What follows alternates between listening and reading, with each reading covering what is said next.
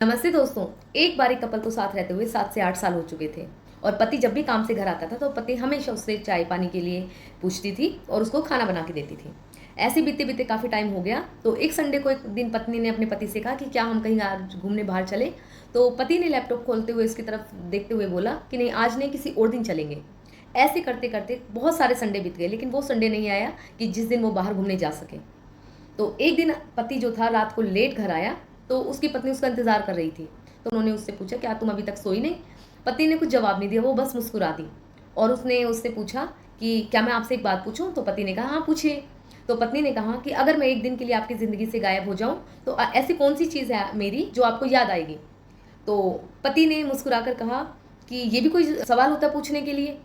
लेकिन थोड़ी देर सोचने के बाद भी उसके पास कोई जवाब ही नहीं था। उसके दिमाग में घर, बच्चे, उसकी ज़िम्मेदारियाँ घूम रही थी, लेकिन कुछ और चीज़ उसके बारे में उसको पता ही नहीं थी।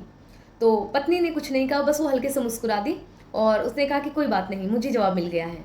लेकिन उस रात वो पति सो नहीं पाया, उसके दिमाग में घूमता रहा ऐसा। उसकी पसंद नापसंद के बारे में पति को कुछ भी नहीं पता था। तो अगले दिन जैसे ही पति का स्कूल ऑफिस में काम निपट गया तो जल्दी उस दिन वो घर पे आया। तो उस दिन उसने अपनी पत्नी से कहा कि चलो आज हम कहीं बाहर घूमने चलते हैं। पत्नी ने कहा कि कोई बात नहीं, हम फिर कभी चलते हैं। नहीं, फिर कभी नहीं, हम आज ही चलेंगे। वो चाहता था कि उसके बारे में जाने समझे, तुम्हें क्या पसंद है क्या नहीं पसंद है, मैं आज सारी चीज़ें जानना चाहता हूँ। तो उसकी बात जैसे सुनी तो पत्नी की आंखों में आंसू आ गए। तो पति ने पूछा कि आप रो किस लिए रही हैं? तो पत्नी ने कहा कि मुझे आज ऐसा लग रहा है कि मेरी शादी जैसे आज ही हुई है, क्योंकि आज आप मुझे समझने की कोशिश कर रहे हैं। तो दोस्तों, रिश्ता कभी ऐसे ही ख़त्म नहीं होता है।